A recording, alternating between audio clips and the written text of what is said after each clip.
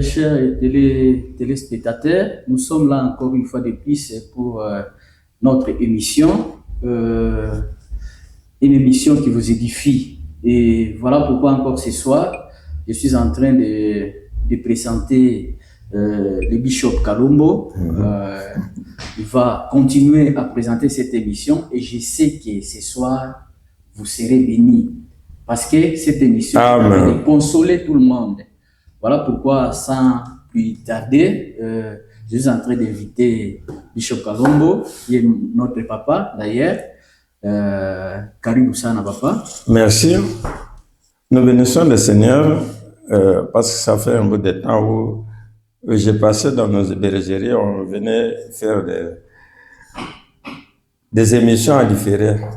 Ndio tunabariki Bwana kwa maana tunafanya wakati mrefu atupite huku, tulikuwa tunapita kwa mazizi yetu ya kuachana juu ya kutengeneza hii maemission yetu. On est en train de combiner les choses, des prédications, des églises et même ici aussi. Ndio pale tuko tunaenda tunachanga bitu, mahubiri ya kumakanisa tunaileta na huko tunapita juu ya kuleta. Mais avant toute chose, nous devons d'abord remercier le Seigneur. Lakini mbele ya yote tutaanza kumshukuru Mungu. Éternel Dieu, nous te bénissons encore une fois de plus. Dans cette émission, nous savons que c'est toi qui es l'auteur de cette émission et nous croyons au miracle. Nous voulons que tout celui qui va suivre cette émission, qu'il soit béni et qu'il reçoive la solution à son problème. Dans le nom de Jésus, nous venons ainsi de prier. Amen. Amen. Amen. Non? Amen. Nous sommes dans le livre des Actes des Apôtres. Tuko mukitabu ya Matendo ya Mitume. Actes des Apôtres, chapitre 1er. Matendo ya Mitume, sura yake ya kwanza. Verset 1er jusqu'au 3e. Mustari wa kwanza mpaka mustari wa tatu. Mais je préfère qu'on lise dans la version Parole de vie. Nitapenda tusome mwile version ya Parole de vie. Nous lisons dans le nom de Jésus. Amen. Cher Théophile, dans mon premier livre, j'ai raconté tout ce que Jésus a fait et enseigné depuis le début, jusqu'au jour où il est monté au ciel. Il a choisi des hommes comme apôtres et avant de monter au ciel, il leur a donné ses commandements par la force de l'Esprit Saint. Amen. Amen. Amen. Une fois de plus, nous rendons grâce à notre Dieu. Mara ingine tena tunashukuru Mungu wetu. Il nous a donné cette opportunité pour entrer dans vos maisons. Anatupatia hii bahati juu ya kuingia mnyumba yenu. Sans oublier notre visionnaire, le représentant légal, il s'agit bien du docteur Léonard Matebo Lambalamba. Bila kusahau baba yetu wa imani ameitwa mwalimu mkuu Léonard Matebwe Lambalamba. Et c'est grâce à lui nous sommes dans ce studio. Na kupitia yeye ndio tunajikuta hapa pa studio. Sans omettre oublier aussi le millionnaire qui est notre PCD. Donc moi je l'appelle le gouverneur de Vieux-Voix de Lubumbashi. Bila kusahau millionnaire pasteur wetu wa centre ya Lubumbashi. Tunampigia tena na accenti. Et maman la ministre de bénédiction, maman Anto Lambalamba. Na mama waziri wa baraka, mama Anto Lambalamba, je m'excuse, tunamubariki tena. Et que Dieu soit loué. Mungu asifiwe. Soyez tout à fait attentifs parce que nos émissions ici, bientôt là vous verrez aussi une autre personne, la troisième personne au milieu de nous ou bien à côté de moi ici, qui viendra pour transmettre le même message aux sourds et aux muets. Njo vile munafanya angalisho juu ya kuendelea kufata hii emission yetu kwa maana kuko mtu pembeni yetu wala katikati yetu ataendelea kufasiria na kushuhudia kile Mungu yuko anaendelea na kufanya. Le thème d'aujourd'hui. Kishina ya leo. La force de la résurrection. Uwezo wa ufufuko. Je reprends la force de la résurrection. Narudilia uwezo wa ufufuko. La première partie ce sont les déclarations formelles de notre Seigneur Jésus-Christ. Kipande ya kwanza ni ile matangazo ya uwezo na nguvu ya Bwana wetu Yesu Kristo. Et la Bible dit que après sa résurrection, il a traîné sur cette terre pendant 40 jours. Donc la période de 40 jours. Na Biblia inasema kiisha ufufuko wake alitembea pa hii dunia siku 40 batu biko banamuona. Et dans cette période-là, il s'était manifesté devant ses apôtres, devant ses disciples pendant 10 fois selon la Bible, mais après aussi, il s'est manifesté aussi à l'apôtre, on appelait Saul de Tarse. Na kile wakati alijionekanisha zaidi ya mara 10 kwa wanafunzi wake, na kupita tena ile wakati alijionekanisha pia kupitia Saulo. Et après ça, il aussi, jusqu'aujourd'hui, Jésus est en train de se manifester aussi et se faire voir à ses serviteurs. Kisha Paulo, Mungu yuko anaendelea na kujionekanisha kupitia watumishi wake. La force, la puissance de la résurrection. Uwezo wa ufufuko. La puissance de la résurrection. Uwezo wa ufufuko. Je peux donner un exemple concret que vous connaissez tous. Naweza kuleta mfano ile wewe na mimi tunaijua. Donc vous connaissez les champignons. Unajua ile buyoka. Même si la terre est tellement, donc surtout la terre qui est argileuse. Na hata kama bulongo zaidi kama ile bulongo iko ya mchanga.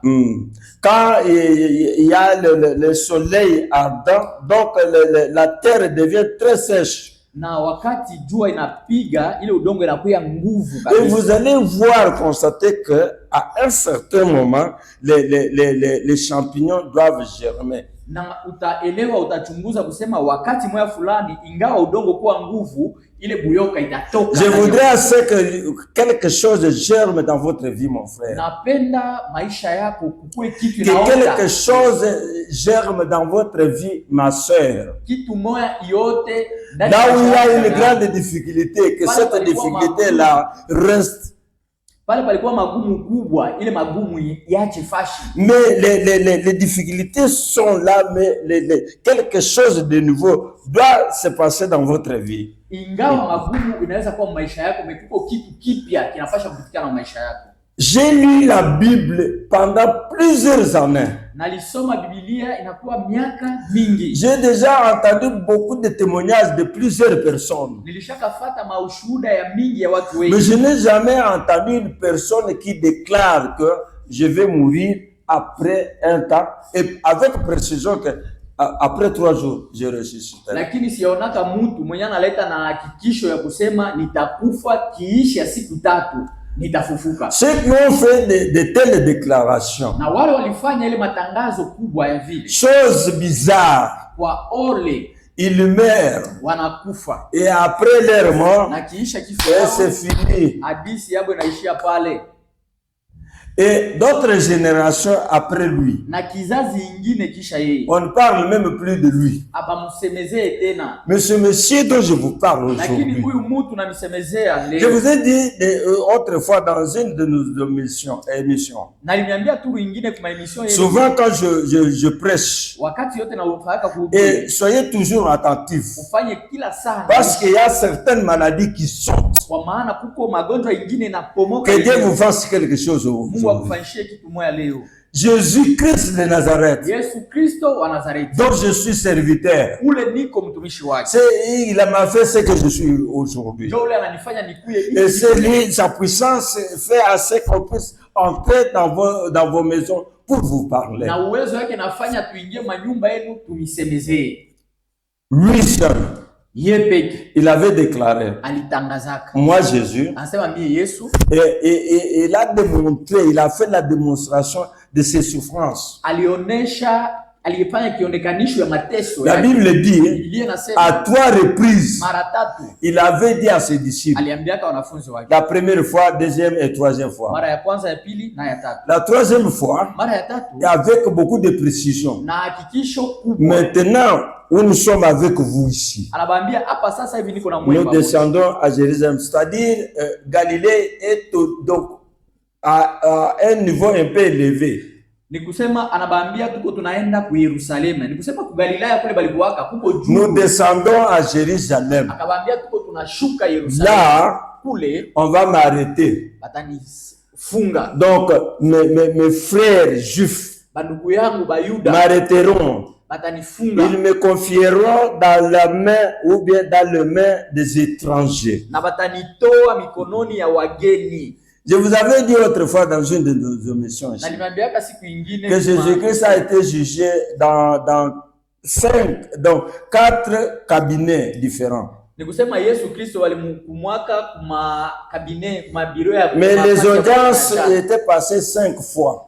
lakini ile audience ilipitaka mara Ce n'est pas le but de notre message d'aujourd'hui. ile haina shabaha ya ujumbe yetu leo. Mais quand il a été jugé par les Juifs, Lakini wakati walimhukumu et les Wayuda Juifs l'ont condamné en tant que fils de Dieu, na Wayuda walimhukumu sawa mwana wa Mungu ils l'ont transféré chez l'État, chez César. na bakampeleka kwa César. Là, il était condamné en tant que roi des Juifs.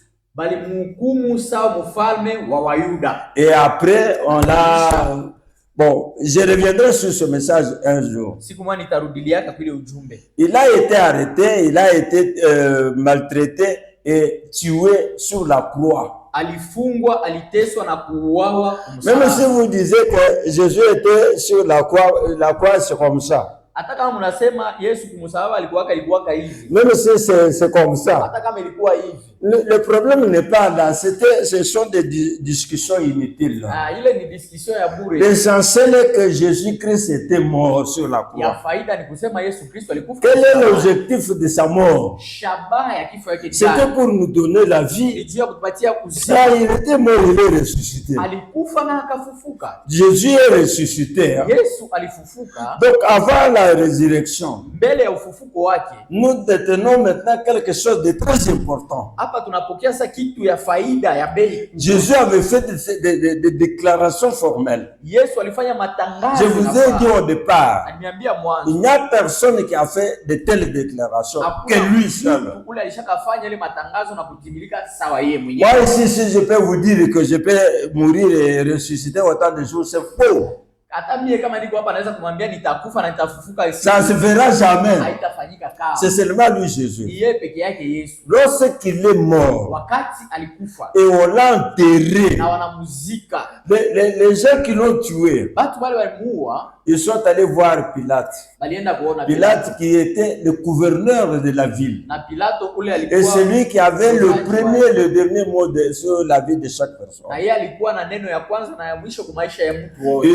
Ils ont dit à Pilate, Wakaambia Pilato, nous nous souvenons shi tunakumbuka des paroles na dites umesema par ces imposteurs. enye huyu mjanja aliongea. C'est-à-dire que donc il considérait Jésus-Christ comme un grand menteur. Ni kusema balikuwa banaona Yesu sawa muongo. Nous nous souvenons de ce qu'il avait dit. Banasema tunakumbuka bile. Même si vous refusez cette parole dont je suis en train de vous dire, Hata kama unakatala hii neno et quand même le message est passé, lakini ujumbe le inapita. message passe. Ujumbe iko. Et je bénis encore et carrément Dieu parce qu'il y a des gens qui nous appellent. Na nabariki tena Mungu kwa maana kuko watu wani kutuita. Nous recevons des appels dans l'appareil. Tuko tunapokea mwito ya watu. Et il y a beaucoup des auditeurs. Na kuko watu wengi wenye kutufuata. Ce que vous attendez, pour partager avec d'autres personnes aussi. Na hivi muko munasikia mukabule kwa watu wengine. Les chefs des Juifs Na huyu sultani wa Wayuda sont venus demander à Pilate que nous nous souvenons de ce qu'il avait dit, ces déclarations, mais nous demandons, nous créons une seule chose, donc ses disciples peuvent venir la nuit pour voler son corps et par après ils nous diront que non, il est ressuscité. Donc ce dernier mensonge deviendra plus pur qu'auparavant. ni kusema wale ba shefu ya Wajuifu banaambia Pilato ya kusema tunakumbuka kitu moja, huyu bwana alisemaka kupitia wanafunzi yake kisha siku 3 atafufuka. Japo wanafunzi wake wanaweza kuiba mwili yake na banaenda nayo na uongo na nene. Pour eux considérer les paroles de Jésus comme étant des mensonges. Wapo baliona maneno ile Yesu alisema Quand même le message de Jésus-Christ était passé. Lakini ujumbe ya Yesu Kristo Si vous refusez, mais le message ici passe. hata kama wewe unakatala lakini ujumbe iko napita. Donc il y avait les gardes au temple. Ni kusema kulikuwa bazamu bale wenye kuchunga en tant qu'autorité de la ville. Sawa vile chef wa mgini. Donc Pilate a compris, il a discerné, il a compris que dans leur table il y a aussi les gardes. Na yeye Pilato alielewa kusema hata kule kwa hekalu yabo kuko bale banachungaka hekalu. Il leur a demandé, allez prendre vos cartes là et mettez sur la akawaomba kusema wende kubebe bale bachunga kule kwa hekalu. C'est là où je vous avais dit, mon frère, ma sœur. Ndio kule nalikuambia kaka na dada. Depuis la création du monde jusqu'à aujourd'hui. Tangu mwanzo ulimwengu mpaka leo. Quelque chose de spécial, frère. Kitu ya upekee ndugu. Quelqu'un qui meurt. Mtu huyu anakufa. On prend son corps, on met dans la tombe. Et on met des militaires là-bas. Et moi je comprends autrement.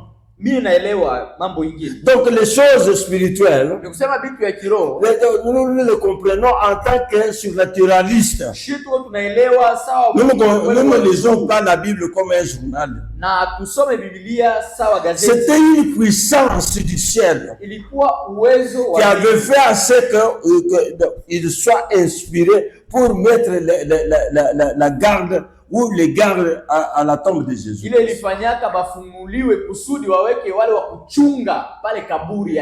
Donc quand on monte une garde pareille,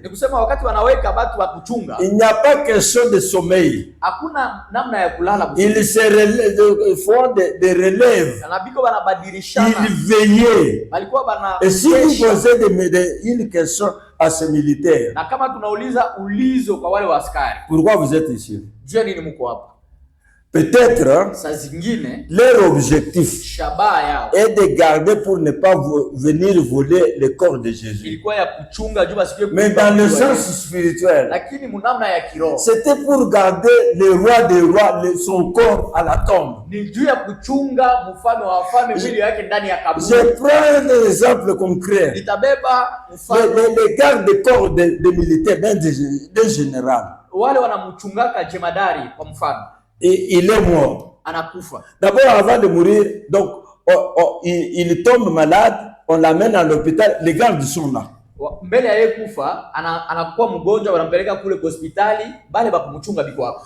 le docteur, quand il entre dans la salle, les gardes sort. Quand ils sortent, maintenant le médecin fait son travail. Après son travail, il sort. C'est ainsi que les gardes viennent. Dès qu'il meurt, à partir de la morgue, là, les gardes n'ont rien à voir avec ça. Amen. Alors maintenant, quand on va aller à la tombe pour l'enterrer, ces gardes fidèles à lui, chacun rentre chez lui à la maison. Mais pour celui dont je vous parle, mon frère, les gardes étaient là. Et il y a quelque chose de spécial. Donc quelque chose, un mouvement extraordinaire. Il y a quelque chose quand Dieu avait envoyé l'ange Gabriel pour voir donner le message à Zacharie, le père de Jean-Baptiste. Donc la Bible est dans la main. Il savait que Sarah était stérile. Sarah était stérile. Avec la puissance de Dieu, elle avait mis au monde. La Bible est dans la main. La mère de Samson. Donc elle était stérile. Elle avait mis au monde par la puissance de Dieu. La mère du prophète Samuel. Elle aussi était stérile. Zacharie, ce qui me frappe dans le cœur. Donc, il avait la Bible dans la main. Connaissant tous ces témoignages. Maintenant, quand Gabriel lui dit, je suis venu t'annoncer une bonne nouvelle, que Dieu vient d'exaucer ta prière. Ta femme est avancée en âge et toi aussi tu es trop vieux.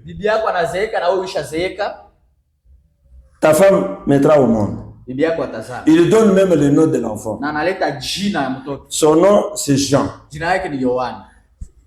Un souverain sacrificateur. Kuhani mkuu. Un souverain sacrificateur, hein, Kuhani mkuu c'est un docteur de la loi. yeye ni mwalimu mkuu wa sheria. Je dis bien un docteur, celui qui a maîtrisé la parole de Dieu. Nasema ule anajua mzuri na ufahamu ya Mais une chose spirituelle lakini kitu ya kiroho l'avait dépassé. ilimtambuka. Ça te dépasse aussi, mon frère, ma Na soeur. wewe kaka yangu na dada yangu bila kutambuka. Je vous dis de revenir Nakwambia et urudi donner la raison à la parole de Dieu. na ulete sheria kwa neno ya Mungu. Donc, Zacharie pose la question à l'ange. Na Zakaria analeta ulizo. Par quel signe je connaîtrai que ma femme mettra au monde? Kupitia alama gani nitajua kusema Les choses que Jésus est en train de faire, vitu vile Yesu vous anafanya. ne allez pas connaître à comprendre. Hawezi Vous n'allez pas comprendre Dieu. On ne hawezi comprend pas. kuelewa Mungu Par quel signe?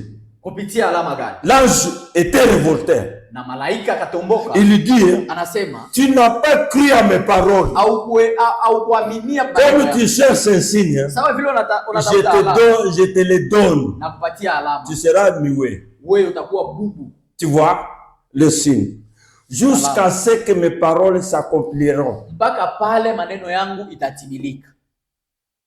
Jésus, hein, Yesu il est merveilleux. iko wa maajabu. Donc, l'ange, quand il est parti, il a été renvoyé chez Marie. Na wakati malaika alirudia akatumiwa tena. Marie n'a pas manifesté l'incrédulité comme celle de Zacharie. Na Maria akufanya moyo mgumu sawa Zakaria. Lisez très bien la Bible. Soma mzuri Biblia. Elle s'est humiliée. Alijinyenyekea. Elle demande à l'ange. Akaomba kwa malaika. Je suis encore vieille. Donc elle montre son état. Anaonesha hali yake. Je ne connais pas l'homme. Sijue mwanaume. Je mettrai au monde comment. Donc elle cherche à comprendre la facilité, cette facilité-là. Yaani tafuta kuelewa ile namna inaweza kufikia. Et là, elle a trouvé une grâce. Na pale akapata neema. Maintenant, mon frère, ma soeur, Sasa kaka yangu na dada yangu. comme Jésus était dans la tombe, Sawa vile Yesu alikuwa kaburini. alors il ne faut pas chercher à connaître, à comprendre, demander des signes, comment Dieu va faire comme ça. Non, non, non. Dieu fait selon lui. Wewe usitafute kulomba bitakuwa namna gani? Hapana. Et il vous cherche encore aujourd'hui. Na leo tena iko anakutafuta. Amen, hein? Amen. Alors, Jésus était là dans la tombe. Sasa Yesu alikuwa ndani ya kaburi. Les militaires étaient là. Wale wa askari walikuwa pale. Le moment de la puissance de Dieu. Wakati ya uwezo wa Qu'il pleuve, qu'il neige. inyeshe, isiponyesha, la puissance de Dieu doit toujours se manifester. Uwezo wa Mungu unapashwa kujionekanisha. La puissance de la résurrection. Uwezo wa ufufuko. La puissance de la résurrection Uwezo wa ufufuko était descendue. Ilishuka. Donc, cette puissance ile uwezo a transformé les corps mortels de Jésus-Christ qui était mort sur la croix. Iligeuza ile mwili ya kufa Yesu Kristo ile alikufa msalaba. Et Jésus a pris un autre corps qui n'est pas ce corps ici. Na Yesu akabeba mwili ingine ile ilikuwa mwili. Le corps que Jésus avait pris ce jour-là jusqu'aujourd'hui. Ile mwili Yesu alibeba tangu ile siku mpaka leo. C'est le corps spirituel. Ni mwili wa kiroho. Ce corps-là, ile mwili il est capable de traverser ici. Iko na uwezo ya kutambuka hiki bubashi. Lui-même, il traverse, il part là-bas. Anatambuka na anaenda. Moi, quand je suis dans le coma à l'hôpital, mimi wakati nilikuwa mkoma mle hospitali, là je voyais seulement le mur ici ne m'empêchait pas de voir les choses. Donc une personne qui est remplie du Saint-Esprit qui vient de l'autre côté, je voyais ça. Nilikuwa naona ngambo ya pili, kibumbashi ilikuwa inanizuiza wakati nilikuwa mwile. Mais comme j'avais ce corps-ci, je ne pouvais pas me déplacer. Lakini vile nilikuwa na hii mwili singepashwa kutembea. Là c'est une transformation spirituelle et la puissance de la résurrection. Ile ni kugeuka mkiroho. La puissance de la résurrection uwezo wa ufufuko va faire à ce que Jésus, quand il reviendra dans les airs, itafanya ya kusema Nous devons prendre notre corps. Donc, ça va changer. Ça va se transformer pour se ressembler avec son corps spirituel qu'il a maintenant aujourd'hui.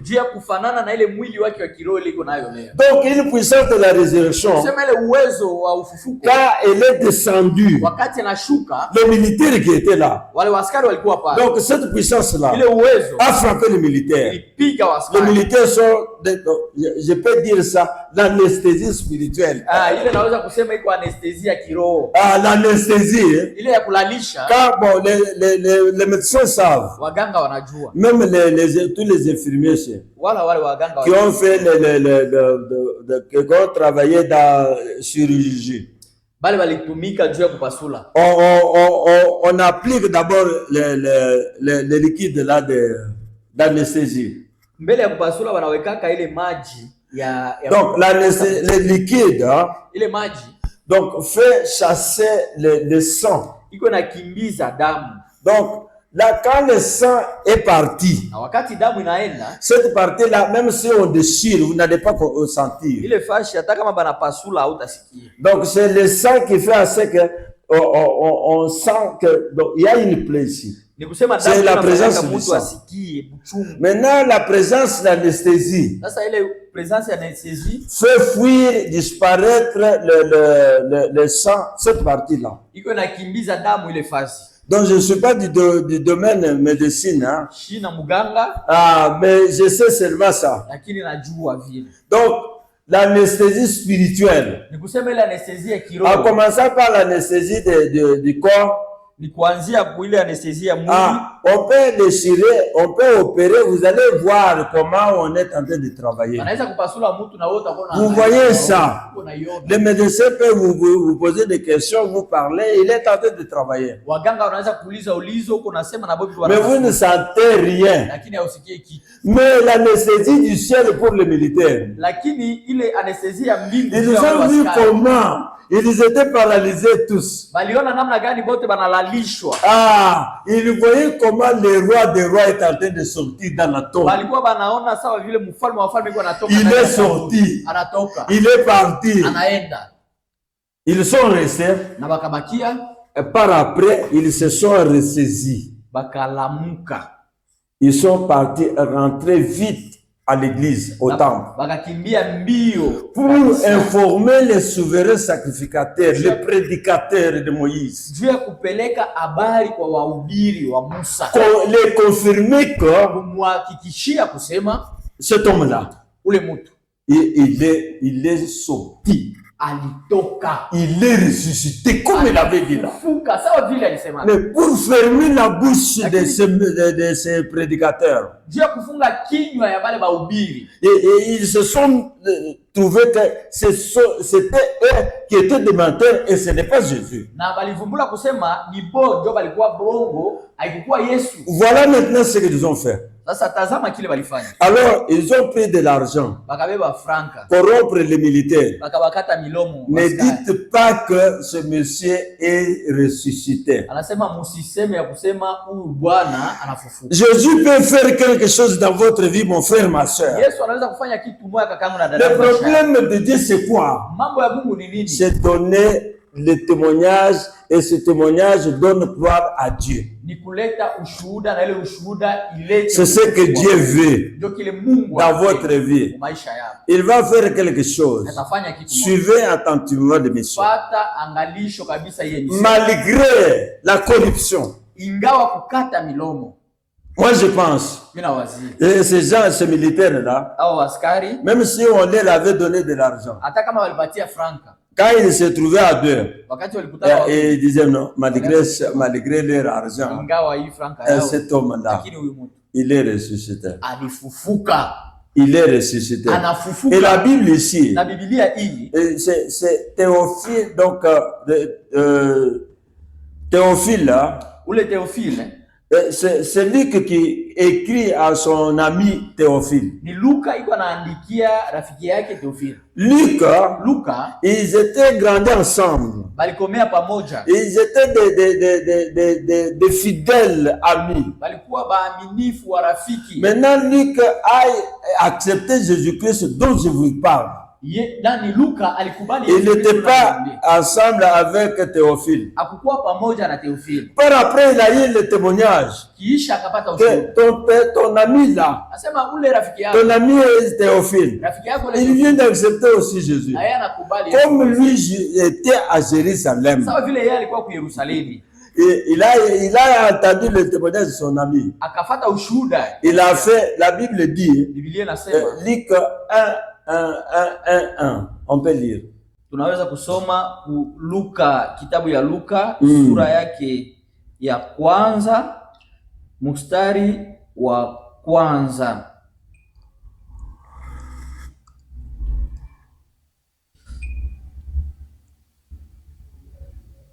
Tutasoma kitabu ya Luka sura yake ya kwanza mstari wa kwanza, inasema hivi. Certains ont vu depuis le début ce que Dieu a fait chez nous. Ensuite, ils ont annoncé sa parole, puis ils nous ont raconté tout ce qui est tout cela, et beaucoup d'entre nous ont commencé à en écrire l'histoire. Alors, je me suis renseigné avec soin sur tout ce qui s'est passé depuis le début, et j'ai décidé moi aussi d'écrire un récit bien composé. J'ai fait cela pour toi, très cher Théophile. Amen. Enchaînons directement avec le verset 3, Actes des Apôtres 1, 3, là où nous avions lu. Tutasoma kitabu ya Matendo ya Mitume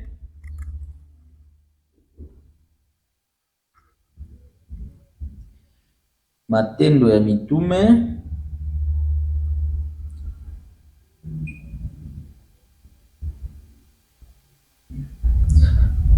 sura yake 1, même 3 directement, parce que nous avons déjà lu le verset premier. Voilà. Nous sommes au verset 3. Oui. Après sa mort, Jésus se présente à ses apôtres et il leur prouve de plusieurs façons qu'il est bien vivant. Pendant 40 jours, il se montre à eux et il leur parle du royaume de Dieu. Amen. Oh, Seigneur Jésus, merci. Pendant les 40 jours, pendant les 40 jours, Jésus, il faisait un grand travail. Moi, je peux dire que de presque même pendant qu'il était vivant. Pendant qu'il était vivant, il prêchait seulement les vivants. Mais après sa mort, la Bible dit, il partait dans le séjour des morts. Il prêchait les morts. Ce n'est pas tous les morts. C'est seulement les morts qui étaient incrédules pendant que Noé construisait son arche.